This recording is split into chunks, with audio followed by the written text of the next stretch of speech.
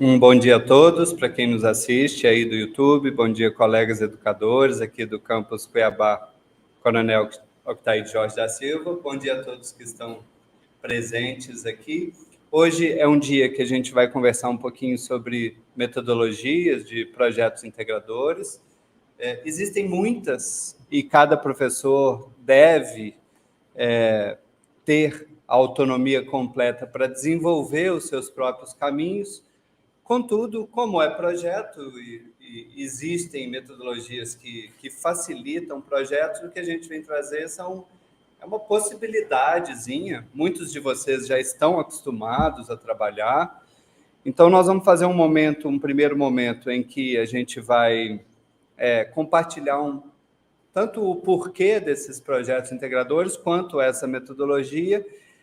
Para quem está em casa, a gente vai deixar no site do campus e também na página da diretoria de ensino, tanto o IFMT em Diálogos, que é uma página que tem lá informação, a gente está chegando hoje a 38 lives, 38 encontros virtuais, né, para falar de temas diversos, quanto a gente criou lá no site da diretoria de ensino, a gente criou uma página dentro de formação também, que chama Projetos Integradores, que a gente colocou o link da planilha, que pode facilitar o trabalho de vocês, uma planilhazinha de gestão de projetos, quanto deste próprio vídeo, quanto desses slides que a gente preparou para hoje.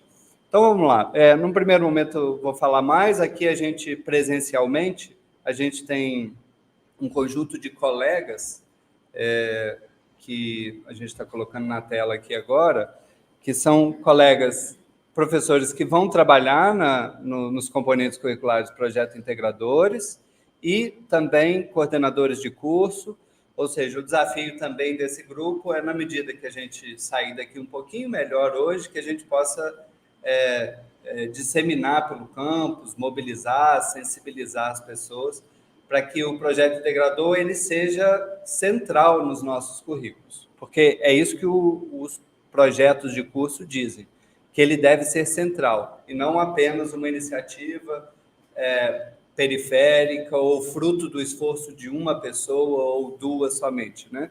A ideia é que os projetos integradores sejam realmente centrais. Então, a gente já intitulou esse momento aqui como, né, os projetos integradores, como um aprendizado colaborativo que faz sentido para os estudantes. Nossos estudantes estão sempre nos dizendo que gostam das nossas aulas, gostam da nossa profundidade, mas eles estão sempre tentando nos fazer pousar no cotidiano deles. Né? Um exemplo clássico de gastronomia, a gente vai dizer sobre gastronomia internacional, sobre várias questões, sobre harmonização, e aí, frequentemente, o aluno levanta a mão e fala, por que a gente não começa a aprender a fazer o arroz com feijão? De verdade, o arroz mesmo, vamos descer lá e fazer. Eles tentam fazer esse exercício o tempo inteiro, todo estudante, todo aprendiz tenta fazer esse exercício quando ele está ouvindo uma palestra, quando ele está num curso, seja adulto, seja adolescente, ou seja, o cérebro dele está fazendo um esforço entre conectar aquilo que está sendo dito com o cotidiano dele para ver se faz sentido, né? E comumente a gente fica muito aéreo, muito distante do cotidiano deles. Então, o projeto integrador é para que a gente também consiga pousar no cotidiano dele, da comunidade dele, levar os conhecimentos acadêmicos até a realidade que ele tem. Então, só que é muito importante a gente trazer que nós temos o melhor ensino médio do Brasil, não exatamente porque a gente é pessoas muito especiais, que a gente é como pessoa melhor do que os colegas de outras redes, não é por isso. Mas é porque o Brasil decidiu botar um pouquinho mais de dinheiro na gente, um pouquinho mais de estrutura, dar um pouquinho mais de possibilidade de formação para os nossos professores. Então, aqui no campus, nós temos 70 laboratórios e 40 salas de aula, né? Para quem é da educação, da pedagogia, o que o John Dewey disse 100 anos atrás, que ele sonhava com uma escola-laboratório, talvez a gente esteja bem perto disso, né? E o nosso currículo, ele combina esses educadores dedicados, comprometidos, apaixonados pelas suas áreas, com essa estrutura que tem pelo campus, seja dos laboratórios, seja dos projetos que já são desenvolvidos. Agora, hoje em dia a gente tem no campus 50 a 100 projetos de extensão, 50 a 100 projetos de pesquisa, ainda bastante dissociados do cotidiano da sala de aula, né? Então, a gente está empreendendo um esforço grande para que a sala de aula seja cada vez mais laboratório, para que a sala de aula seja cada vez mais aberta, tenha uma porosidade e conversa com o mundo, né? Com o corredor, com o professor ao lado, com o cotidiano do estudante. Ou seja, tudo isso que nós estamos vendo em projeto integrador, que a gente fez todo esse debate ao longo de 2 anos, que valeu muito para o ensino médio, vale todo e qualquer aprendizado nosso para o superior, não tenho dúvida. O superior carece do mesmo salto de conectar saberes e, bom dia, e tudo que está sendo debatido em curricularização da extensão vale igualmente para o médio, não tenho dúvida. Porque curricularização da extensão é abrir a sala de aula para o que eu aprendo aqui, eu consiga aplicar e contribuir com a comunidade. E nós temos um terceiro desafio, que é curricularizar a pesquisa. Nós temos professores, além de muito competentes com pesquisa, muito apaixonados e que podem trazer isso perfeitamente para a sala de aula. Eu diria que o maior empecilho que nós temos é uma cultura muito arraigada de que dar aula é falar 90% do tempo. A gente foi formado nessa tradição, nós professores, e o aluno frequentemente nos cobra isso, porque ele também vem dessa tradição. Na medida que a gente perceber que desacelerar em prol de um projeto, mudar a nossa metodologia, transformar um bimestre numa pesquisa junto com a turma. Uma turma, você vai pesquisar a história oral de um determinado bairro histórico. Você não necessariamente precisa seguir o método de falar. Você pode organizar junto com a turma, pensar qual bairro, qual o objetivo, depois pensar em 1 ou 2 aulas, pensar o roteiro de entrevistas que todos vão utilizar, ou seja, o método, né? A metodologia específica, depois pensar em qual leitura, qual bibliografia vai te auxiliar para entender essas entrevistas, e depois, enfim, você consegue em 2 meses, 3 meses, 6 meses, realizar uma pesquisa coletiva, todo mundo como co-protagonista. Alguns professores se assustam muito em dizer em protagonismo do aluno, entendendo mal interpretando a ideia de que protagonismo do aluno, o professor perde importância, vira um oba-oba, ele perde responsabilidade, não. Por isso eu prefiro dizer coprotagonismo, porque o professor ele deixa de ser alguém que entretém, alguém que é uma figura que sabe passar o conhecimento, uma pessoa que fala bem, que conta piadas, para ou seja, ao invés de um músico entretendo 40 ouvintes passivos durante 12 anos sentados numa carteira, ele passa a ser um maestro de 40 músicos. Projeto integrador, o professor deve estar nessa outra imagem de um maestro de 40 músicos, assim como a curricularização da extensão, assim como projetos de pesquisa, né? E uma palavrinha que ficou na moda e algumas pessoas criticam, que é metodologia ativa. Metodologia ativa não é um modismo, não é um conjunto de dinâmicas, cantar com os alunos.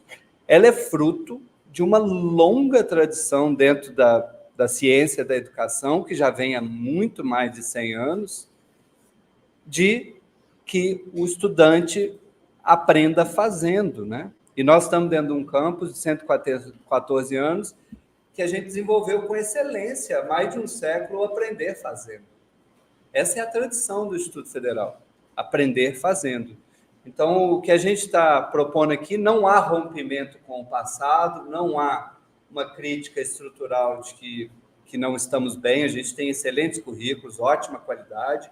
Aqui, sobre a qualidade do nosso campus, eu nem falei ainda do chamado currículo informal, o quanto eles aprendem no campus, seja com os amigos, seja na quadra, seja nas artes, no evento Áfricas, que é formidável, numa palestra com uma empresa que vem falar de tecnologia, com um colega que passa com um foguete que vai para a Olimpíada de foguete, com outro colega que faz intercâmbio, vários colegas, com os intercampistas que estão aqui no campus.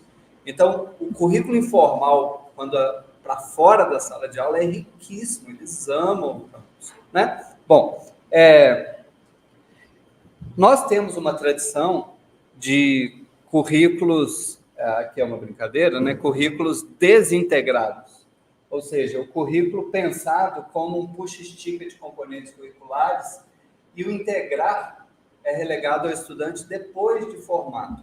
Gostaria que vocês fizessem uma lembrança de quando vocês se formaram.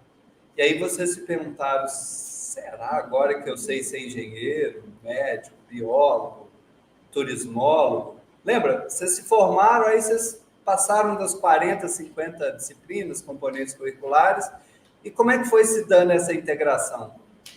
No dia 1, no seu trabalho, o seu chefe, seu gerente falou assim, pode participar desse projeto, dessa ação aqui, na sua área específica, e de repente você percebe, lembra que eu tive isso no segundo semestre, com aquele professor tal? Aí daí a pouco você fala, eu poderia usar aquela planilha financeira do outro professor.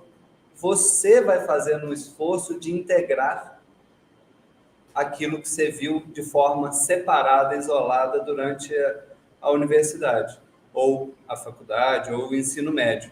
Ou seja, a gente delega ao estudante, só que tem um probleminha. Você aprende no segundo semestre, você vai aplicar 6 anos depois. Tem um problema de aprendizado aí. Se você faz tudo junto, é muito mais rico, né? Teoria e prática junto é muito mais rico. E aí, a gente tem, hoje no mundo, sempre foi, mas hoje é muito mais. Os desafios são complexos e interdependentes, como, por exemplo, mudanças climáticas, né? Se a gente não adereçar como uma questão que envolve aspectos econômicos, sociais, ambientais, culturais, éticos, etc., a gente não vai conseguir dar conta de uma solução. Por exemplo, a mobilidade no trânsito não é uma questão só para engenheiro de trânsito. É uma questão que pode envolver educador, pode envolver o movimento do ciclismo, que deve envolver os jardineiros e urbanistas e várias profissões que existem. E aí, aos poucos, a gente vai descobrir, por exemplo, que tem cidades que estão eliminando o carro do hipercentro, né? Paris já falou que vai eliminar até 2030, Helsinki já está num processo avançado de eliminação do carro. Então, resolver o problema do trânsito não é uma questão só de viaduto. E por que a gente não percebe bem isso?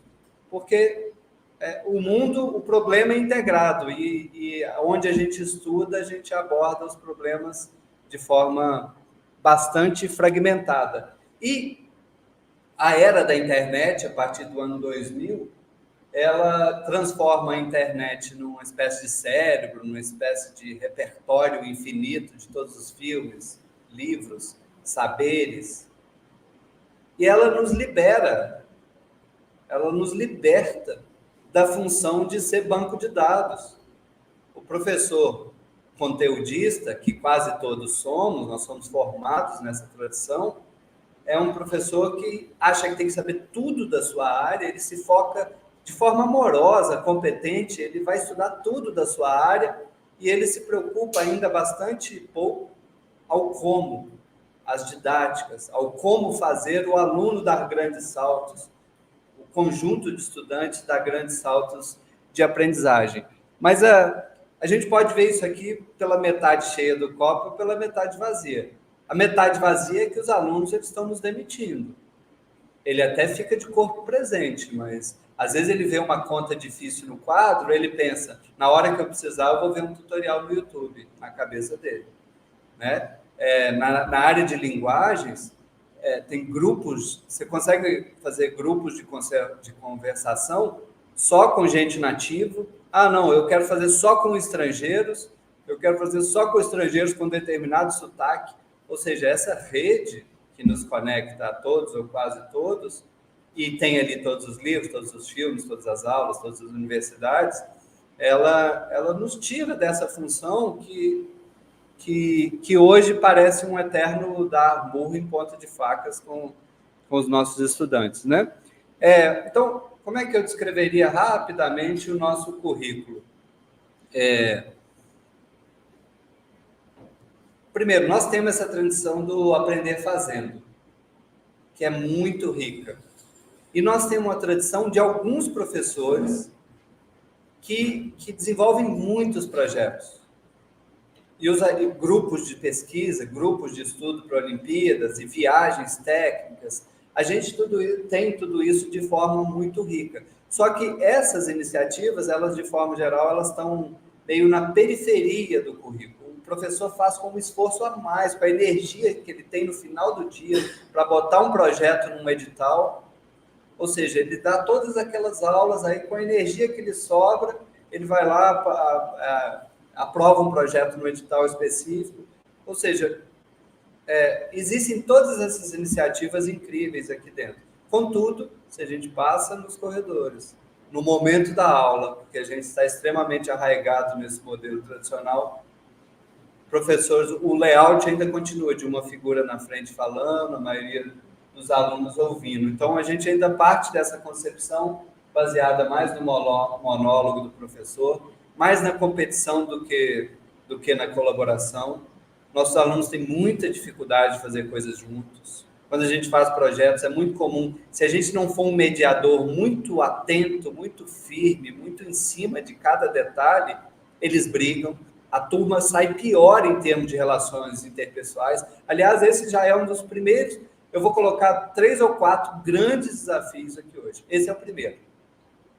O professor vira um mediador. E como eles não estão acostumados com o trabalho em grupo, normalmente as relações interpessoais saem pior depois de um projeto integrador. Então, a nossa função, ela muda de responsabilidade, né? Nós temos uma longa tradição em estudantes apassivados, sentados, calados, e isso demora um tempo para mudar. O aluno nos cobra, e a aula? Que dia que vai ter aula normal? Né? E a prova? A gente desenvolve toda uma metodologia que ele vai desenvolver no projeto, ele deve desenvolver no projeto ao longo do semestre. E aí ele não vem no dia 1, não vem no dia 3, na reunião 4 de acompanhamento, no final, que dia que vai ser a prova de final? Não tem uma prova que você vai decorar 2 ou 3 textos, responder 20 questões de múltipla escolha e vai resolver o que você não fez ao longo do bimestre, ao longo do semestre.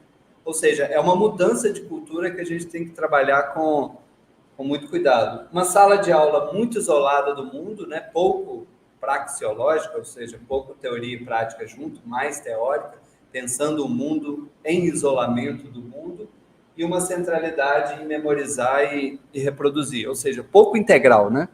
Pouco integral, o ser humano integral na sua frente, é um ser humano que chora, que ri, que tem competências, valores, que já superou desafios, que já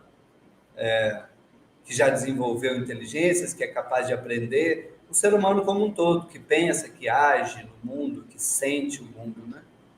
Bom, só que o mundo mudou radicalmente, né? E por isso talvez a gente esteja sofrendo um pouquinho. Segundo o historiador Hobsbawm, o mundo mudou mais nos últimos 50 anos do que havia mudado nos últimos 3.000 anos. Aí a gente, curiosamente, as instituições de ensino mudaram muito pouco, né? E o mundo está meio com essa sensação, as instituições se desconstruindo, outras instituições surgindo, e a gente tem o nosso próprio tempo mesmo, enquanto ensino, enquanto instituição de ensino. Mas, se a gente perceber essas mudanças dos últimos 50, 70 anos, depois do pós-guerra, a gente pode projetar para frente que a gente não faz a menor ideia como é que a instituição de ensino de 2050 vai ser. A gente não sabe, porque as mudanças, a gente vai precisar fazer mudanças muito, que a gente não sabe exatamente para onde, mas a gente consegue apontar. Por exemplo, quem teve a última live nossa, que veio uma educadora Montessori, uma sala Montessori é uma sala que num canto tem marcenaria, no outro tem instrumentos, no outro tem livros, uma salinha, na mesma sala. Num canto tem brinquedos, no outro canto tem livros didáticos, e a criança e o jovem escolhem, ela tem uma autonomia bastante grande para fazer gerenciar o seu tempo, o seu itinerário ali dentro com bastante liberdade. Imagino que o nosso campus talvez seja precise ser no futuro uma grande sala de aula Montessori, né? Nós já temos, por exemplo, o IF Maker, um lugar que os alunos estão em pé, nas bancadas, fazendo projetos. Você chega lá dentro, ele tem o prazer de te apresentar o projeto, ele quer te mostrar aquilo que ele fez, que ele desenvolveu. Então, a gente já tem aqui e acolá essas iniciativas, né? Bom, no PPC, nós temos 3 tipos de integração possíveis. A integração por afinidade, que no PPC está escrito que é 10%, mas, no fundo, o professor tem liberdade para abusar dessa integração por afinidade, ou seja, marcar uma visita técnica com 2 ou 3 colegas, desenvolver um projeto que rompa com a sala de aula, né, que é uma liberdade para que esses professores possam fazer e que não fiquem engessados. A segunda forma de integração são os projetos integradores, né? No nosso ensino médio integrado tem todos os anos, todos os cursos, e os projetos integradores transversais, que estão pensados para ter no 3º ano, e a ideia é de que eles possam acolher qualquer aluno de qualquer curso e qualquer professor possa propor qualquer projeto, qualquer nome. Seja a história da cidade conectada ao xadrez, qualquer projeto, né? Escrita criativa, qualquer projeto. Isso para os 3º anos, para que os alunos possam também ter um pouco mais de autonomia na sua caminhada, né? Então, não tenho dúvida que o PPC está escrito e foi uma decisão coletiva, pensada ao longo de 2 anos, por uma comissão de mais de 90 pessoas. Nós tivemos momentos que tivemos 200 pessoas participando de votações e de momentos, ou seja, centenas de reuniões, 4 ou 5 grupos de trabalho, e a integração está na centralidade do PPC. Agora, o papel aceita tudo, né? O desafio é inventar isso na prática, que é o que está disposto para a gente. E a gente não precisa ser ansioso em de que em 1 ano nós vamos resolver a questão. Tem uma curva de aprendizado, a gente pode passar os próximos anos trabalhando nisso. Bom, e o que está escrito no PPC é que neste componente curricular, chamado projeto integrador, pode ter 2 ou mais docentes, no mínimo 2, e há uma indicação, está escrito que deve ser no mínimo 1 da parte técnica e 1 da base comum. E os outros todos podem participar do projeto integrador. Então, eu não sou desse componente curricular, dando um exemplo. E eu tenho interesse, das minhas 20 aulas no bimestre, eu posso destinar 4 para ele, posso destinar 8 aulas. Ou seja, esse projeto integrador não é uma responsabilidade de um professor ou 2 professores, não é uma disciplina. Se a gente transformar esse projeto integrador numa disciplina, a gente vai ter, talvez, jogado esse esforço por água abaixo de pensar esses projetos integradores, né? Então, há um desafio muito especial da gente inventá-lo na prática. Por causa da nossa tradição, da nossa formação, a gente se assusta, a gente acha que a gente vai trabalhar mais, mas vou trazer aqui um pouquinho de uma possível metodologia. Não necessariamente nós vamos trabalhar mais, não necessariamente nós vamos vai virar uma bagunça. Não, a gente precisa ter método, organização, mas é possível fazer excelentes projetos integradores. E o currículo também foi pensado nesse amadurecimento gradual dos estudantes, né? Ou seja, um primeiro ano que o estudante entende aquele curso específico que ele está, os projetos integradores podem pensar a identidade daquele profissional, não precisa ser um projeto integrador necessariamente muito técnico, muito específico, pode e deve absorver muito do que é o aluno, de onde ele vem, qual é a realidade dele. E aí, para um segundo ano mais técnico, o 3º também, mas no 3º já existem essas possibilidades desse projeto integrador transversal, que ele pode fazer parte, se ele desejar, música, ciência, Olimpíadas diversas e outras áreas, além daquela componente curricular que o professor pode propor com qualquer nome, com qualquer ementa, componentes curriculares totalmente flexíveis. Bom, então, Não, de novo, não existe uma só metodologia de projetos integradores, de desenvolvimento de projeto, é uma larga área com muito conhecimento. A gente traz aqui um pequeno passo a passo possível, mas cada educador vai desenvolver o seu caminho. Mas a gente traz um passo a passo aqui que possa ajudar, talvez, aqueles que têm um pouco menos de experiência. Então, como primeiro passo, um alinhamento entre os docentes interessados. Alinhamento não é chegar com ele pronto, não é definir tudo que vai acontecer ao longo de 6 meses, 1 ano, mas é um alinhamento de interessados, de possibilidades, né? Um alinhamento inclusive de vocações, de colegas que estão bem, que trabalham bem, né? De convites para colegas que estão chegando, de convites para colegas que possam se interessar em trabalhar juntos no projeto integrador. No segundo momento, como sugestão, a definição do tema, mas aí já com os estudantes. Eles vão se engajar muito mais se o tema for decidido junto com eles, de forma participativa, né? Terceiro momento, planejamento do projeto, que também deve e pode ser feito com eles. Coloque na frente deles uma planilha de planejamento e isso pode mudar, inclusive, a vida deles ali na frente. Esse dia eu estava vendo músicos falando que estudaram música formalmente, nunca tiveram uma aula de produção cultural, de carreira, de como cobrar, de como administrar a própria carreira, as próprias finanças. Eles chamam de negócio da música, né? Hoje em dia está um pouco mais comum. Mas estou falando do músico, mas os nossos estudantes em geral, eles não têm esse conhecimento mais aprofundado, nem na parte financeira, nem na parte de pensar a sua própria carreira, né? Bom, cronograma e como vai ser feito o acompanhamento é fundamental, e o produto final do projeto e a avaliação. Então, deixa eu detalhar um pouquinho mais dessas possibilidades. Então, em termos de alinhamento entre docentes, pode ser feito convites no começo, professores que se dão bem, ou professores que estão interessados, né?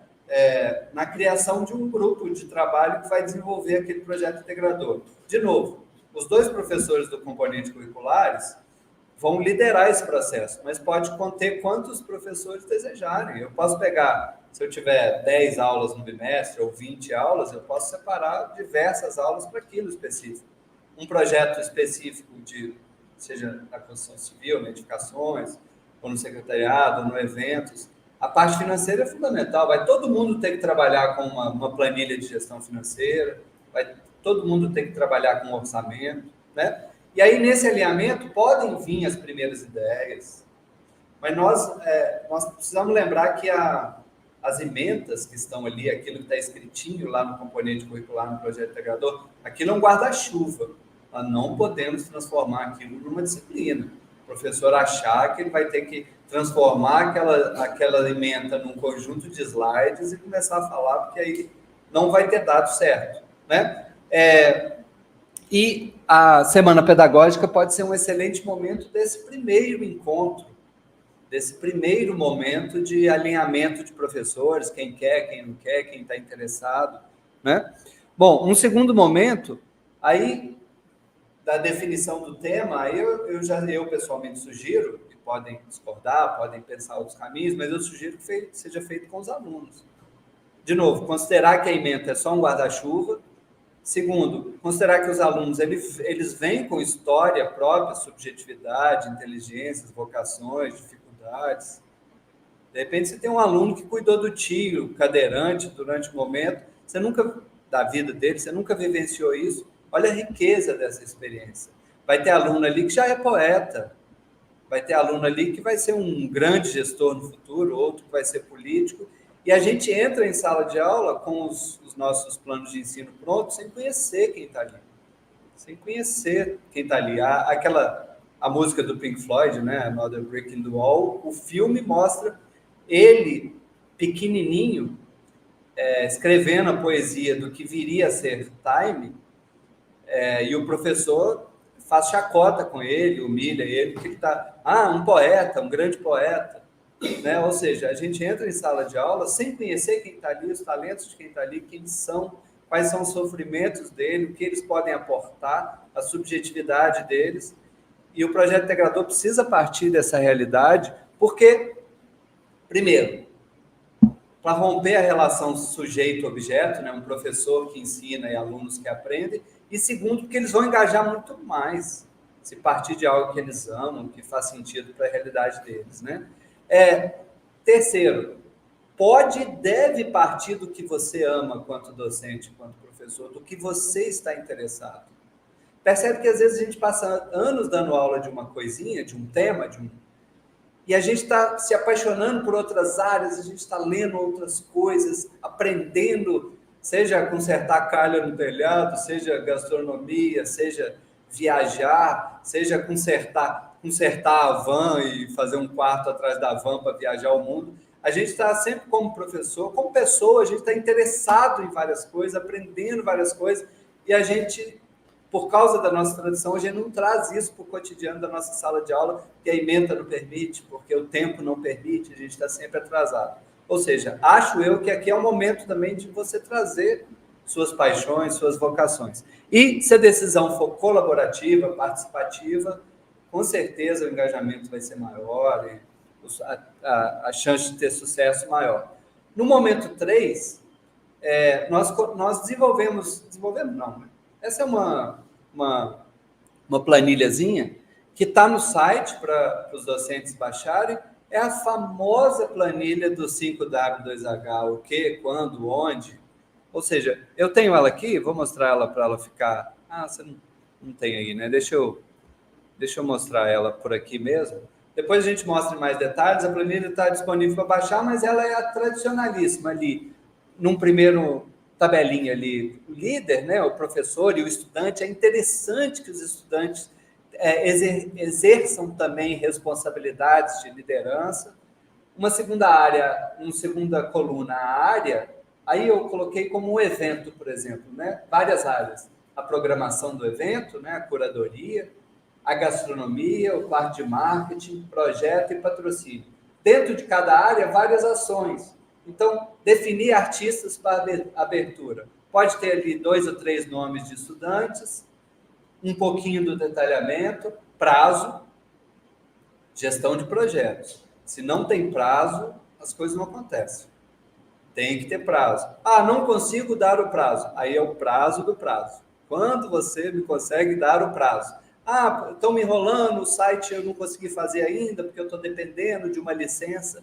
Quando você vai saber que você vai ter a licença para entregar o site?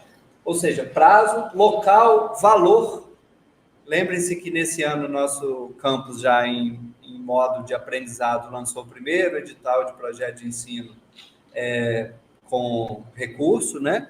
A ideia o ano que vem é ampliar. O edital já está prontinho, já para ser lançado. Assim que o orçamento 2024 chegar e o governo liberar, a gente já vai poder lançar esse edital com mais prazo, mais tempo, já tendo o primeiro ano com aprendizado, ou seja, com recursos para que esses projetos possam ser desenvolvidos. Então, essa planilhazinha, eu já trabalhei ela com papel pardo, cada grupo tinha a planilha num papel pardo, então ficava guardadinho na sala, e as aulas eram reuniões de trabalho. Raramente eu tinha que dar uma aula de explicar alguma coisa, ou de alguma teoria. Às vezes precisa. Né? Às vezes, para ir na gestão financeira, você abre a planilha financeira, o aluno se perde, às vezes você precisa explicar alguma coisa. Mas as aulas eram mais reuniões de equipes são mais reuniões de equipe do que qualquer outra coisa. Eu venho de uma tradição de cursos, tipos de cursos, que é turismo, eventos, essa área da hospitalidade, que é muito comum isso, tá? Então, a gente não está inventando roda, é comum a gente fazer isso já desde sempre, por causa da tradição da área, né? Então, planilhazinha, já fizemos eventos que a planilha era compartilhada no Drive com todos os alunos, tranquilamente eles conseguem trabalhar dessa forma também, e numa planilha dessa, quando você sabe você precisa divulgar o evento, você precisa do site pronto. Então, você que é do grupo de divulgação, é legal que você veja a que ponto está o colega, se ele vai entregar no dia, se vai atrasar. Mas, de novo, lembra do desafio 1 que eu trouxe, as relações interpessoais e a sua mediação. A gente porque eles não têm tradição de trabalhar juntos em grandes projetos, e eles brigam, e às vezes acontece das relações interpessoais saírem piores depois de um projeto. A gente é juiz de futebol em dia de Brasil e Argentina, mediação o tempo todo, calma aí, não precisa cobrar o grupo ao lado com agressividade, dessa forma. O grupo está sabendo, o grupo teve um probleminha. Nas reuniões de acompanhamento do projeto, o grupo vai dizer por que fez, por que não fez.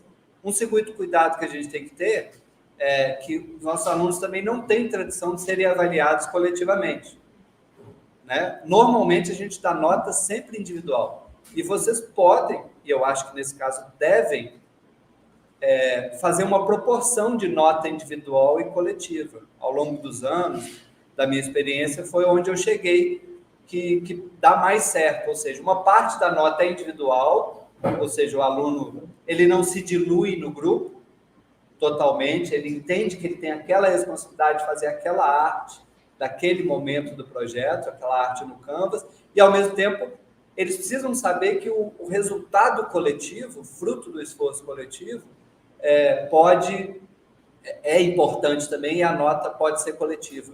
Aí você decide se é metadinha, se é 20% para cá, 80% para lá. Você vai pensando de acordo com a sua área específica e com a sua experiência. Então, o planejamento do projeto, planejamento não é uma coisa que você escreve e depois não muda mais. A cada reunião, você vai avaliando por que atrasou uma parte, nós estamos com um probleminha aqui na escrita do projeto, então vamos concentrar mais nela. Isso aqui deu errado? Repensa. Ou seja, eu vou falar do acompanhamento aqui no cronograma, na etapa 4. Esse acompanhamento é fundamental. Não tem problema nenhum você dizer para o aluno, olha, na semana seguinte, você deve ir lá e fazer o inventário dos animais no campus. Não tem aula em sala de aula, não tem problema nenhum a ver esse tipo de cronograma. Mas na semana que vem a seguir, é a semana que a gente vai se reunir para ver como foi a sua entrevista, como foi o resultado da sua intervenção lá na sala de aula, ou no projeto, ou na comunidade. O que eu quero dizer? Quando você constrói um cronograma, não precisa ser necessariamente um cronograma que toda a aula está ali, todo mundo. Eles precisam de momentos, em vários tipos de projetos diferentes, que ele pode fazer de casa, ou que ele pode e deve fazer junto à comunidade, ou junto ao tema do projeto escolhido. Agora, atenção, como o aluno está geralmente muito arraigado nessa tradição do eu vou resolver tudo na última semana, porque é o que a nossa pedagogia tradicional condicionou ele, que ele vai... Tanto que eles começam super lento, né? Até dar o primeiro mês, o segundo mês, às vezes, do componente curricular, porque eles tendem a entender que ele vai resolver tudo na prova, na metade do caminho e no final. E aí o que acontece? Já aconteceu comigo várias vezes enquanto professor desenvolvendo esse tipo de projeto. O aluno vem, aí um projeto específico que eu trabalho são 4 grandes etapas. 1/4 da nota em cada etapa e uma etapa em cada mês do semestre. Ou seja, ele vai diluindo o trabalho, a responsabilidade, mas ao mesmo tempo ele tem que ir fazendo. E eu digo para ele muitas vezes, você não vai conseguir resolver na última semana, você precisa ir 4 vezes no restaurante.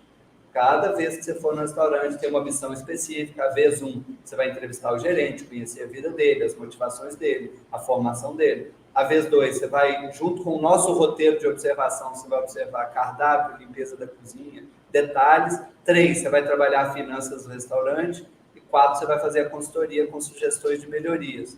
Ou seja, o aluno não entendendo a metodologia, ele pode ter muita dificuldade em acompanhar e no final falar, cadê a prova? Cadê as 20 questões de múltipla escolha para eu passar nessa matéria? Lembrando que a avaliação ela existe para avaliar o avanço do estudante. o salto que ele deu, e não a quantidade de coisas que ele decorou, se você acha que ele leu o livro ou não. A avaliação existe para o salto. Se não deu o salto, vai avaliar como? Ou seja, precisa haver uma conscientização, uma criação da cultura no aluno, dele ser protagonista junto com o professor. Dele, de repente, por exemplo, nesse projeto que eu trabalho de consultoria em restaurante, 4 aulas ele tem que ir ao restaurante. Ele vai, no momento dele, não precisa ter a aula aqui especificamente, né? Agora, de novo, a importância do cronograma e acompanhamento.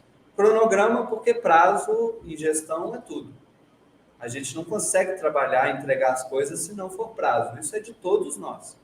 Segundo, o acompanhamento que você vai fazer. Grupo tal, o grupo da feira gastronômica, daqui 3 semanas, vocês já precisam ter o orçamento dos estandes, vocês já precisam ter como é que vai ser o critério de distribuir os estandes entre as outras turmas. Vocês precisam apresentar isso aqui numa reunião.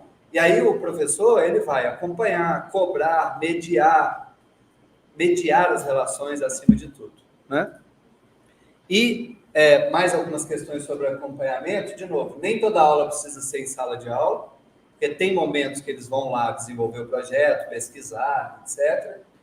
É muito importante a delegação de tarefas e responsabilidades. Todo mundo aqui que já trabalhou com estudante e viu os estudantes brilharem no projeto, e eles brilham, né? Veja, por exemplo, o intercurso, feito por 5 ou 6 mulheres jovens de 16 anos, organizando tarefas complexas que demandam articulação com o corpo de bombeiros, com várias pessoas dentro da instituição, e eles conseguem fazer. Vale a pena ter um acompanhamento muito de perto de quem tem experiência. Aí entra o professor, que já fez vários projetos, que já tem experiência, que sabe que em momentos vai ser difícil o projeto, que coisas vão dar errado, que caminhos vão ter que ser repensados, né? E essas reuniões de acompanhamento são muito importantes, como eu já disse, e, acima de tudo, é o cuidado com a cultura da passividade, né?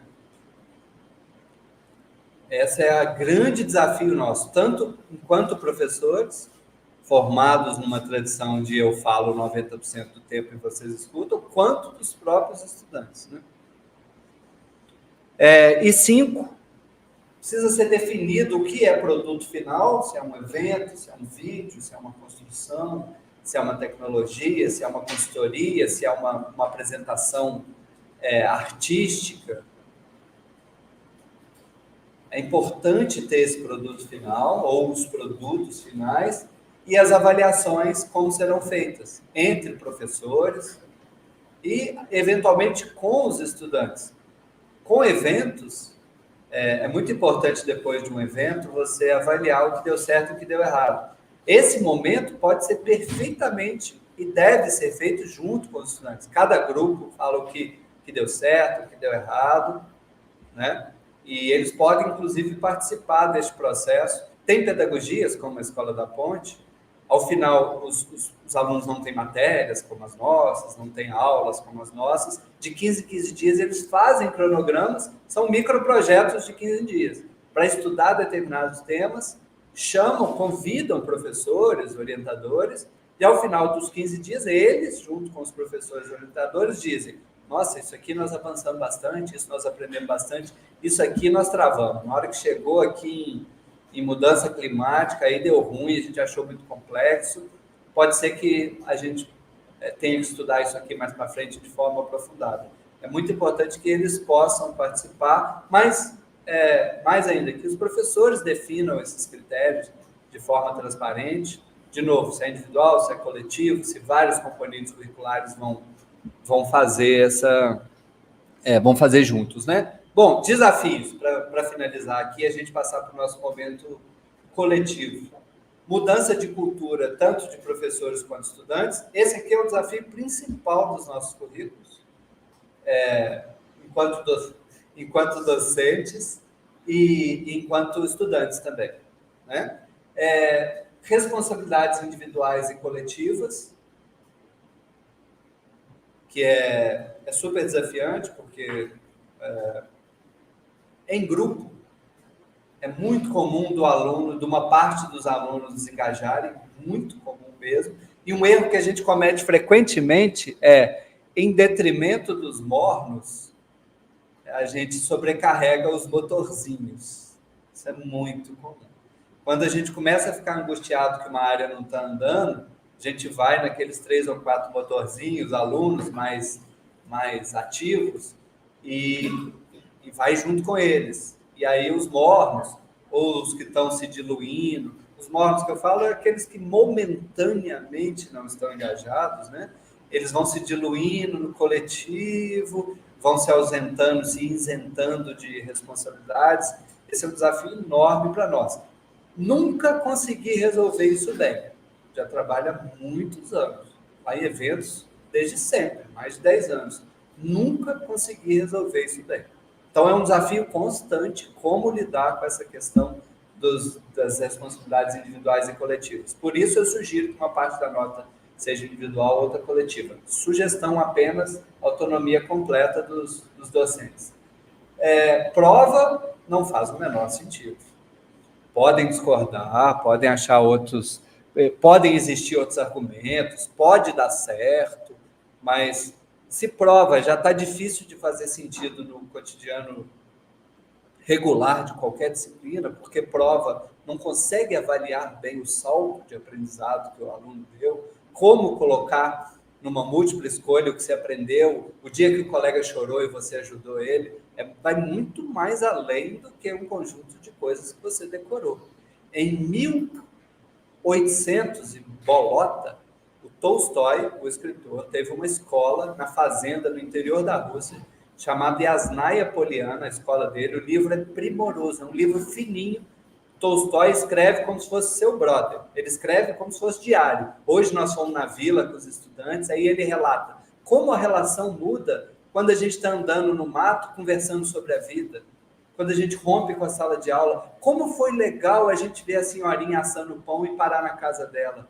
Quantos de vocês já fizeram uma viagem e a relação, uma visita técnica para uma empresa legal, uma viagem para São Paulo, e a relação mudou radicalmente entre alunos e professores? Pois é, Tolstói debate isso lá desde 1800 e bolotinha, neste livro.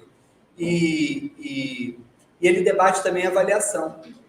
Ele conversa com um professor de geografia, o professor fala, como é que eu vou colocar? Eu já fui andando, eu já atravessei, não lembro o nome da montanha, Urais, que divide uma parte da Rússia europeia, sei lá. Eu já atravessei a pé, eu já fui a Moscou a pé. Como é que eu coloco o que eu sei como geógrafo numa prova de múltipla escolha?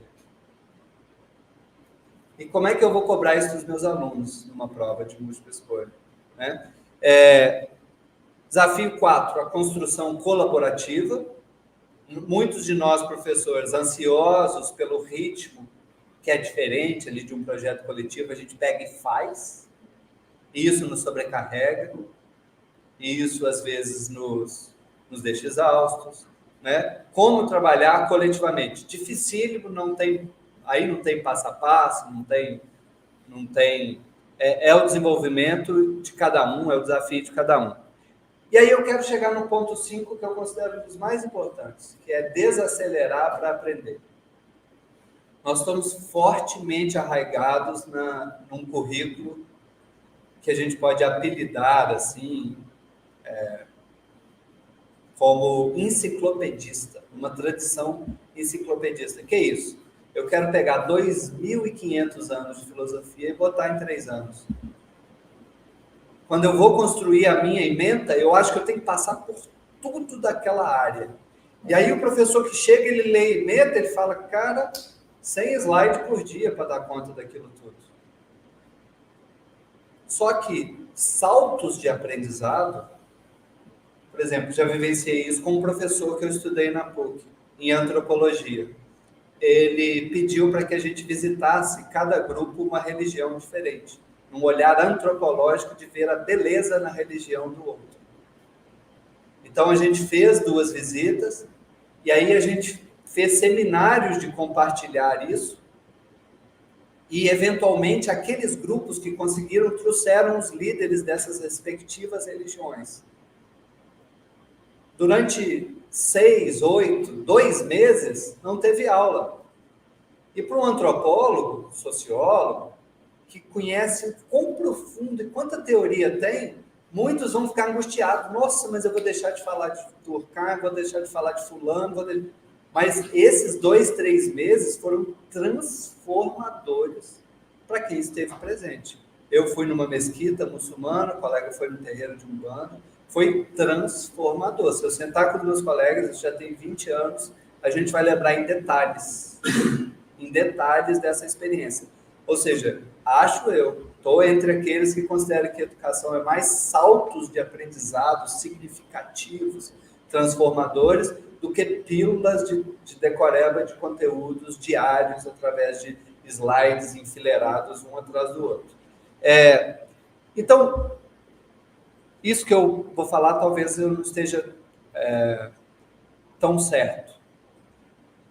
Não necessariamente nós vamos trabalhar mais. Eu vivencio em algumas disciplinas um modo de trabalhar que me cansa muito menos do que dar aula uma atrás da outra.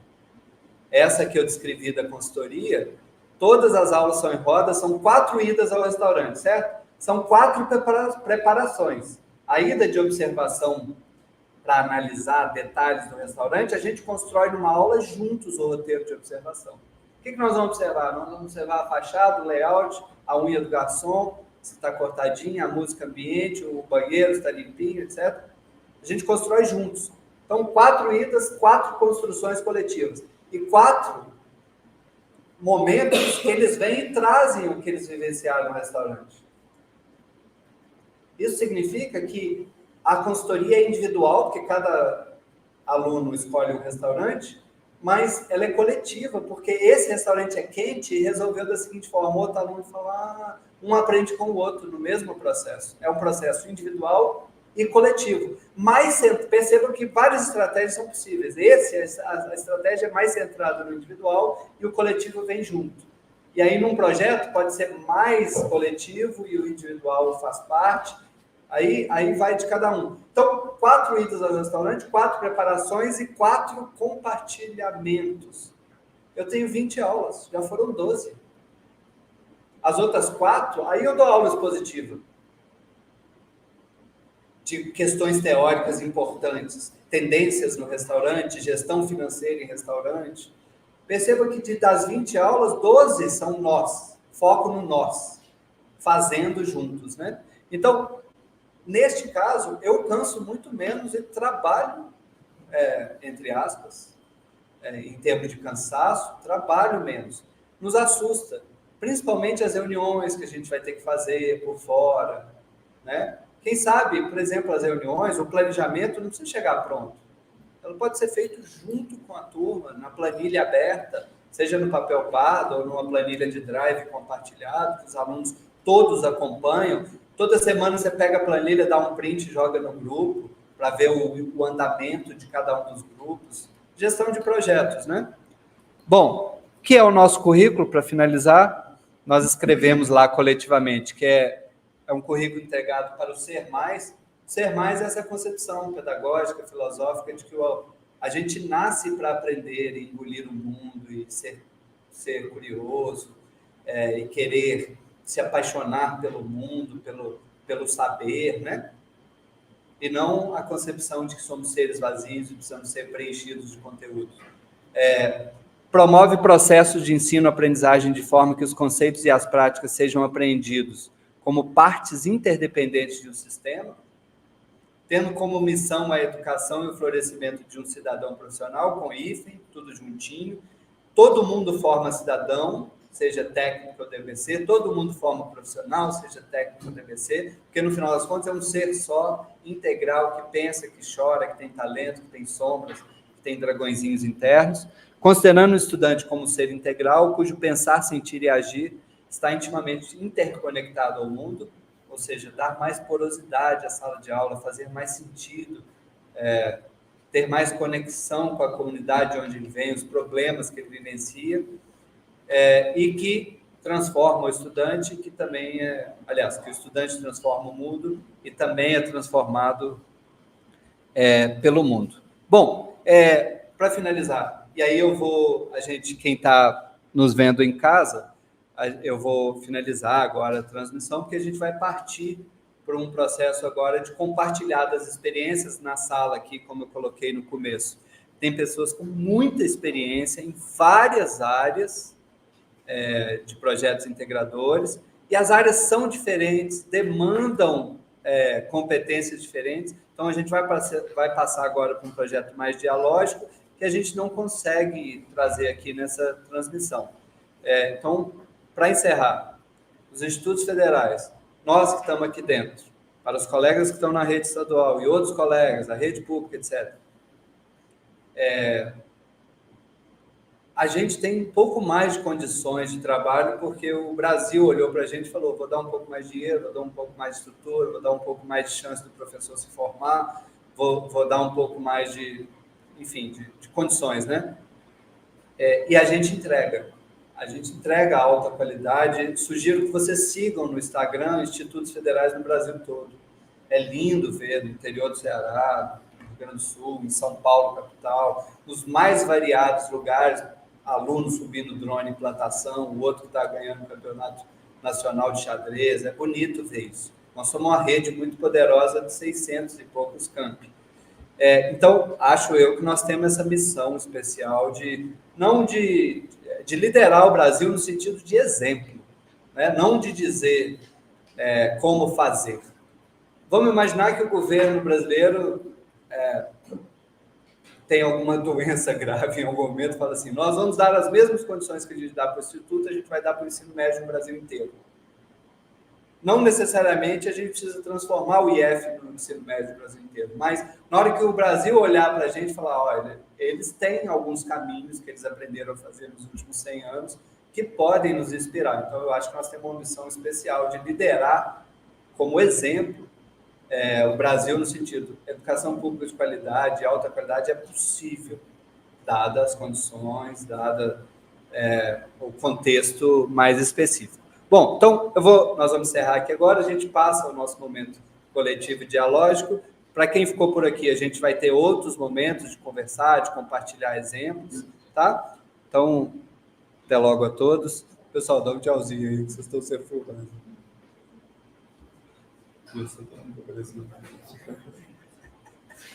Tchauzinho.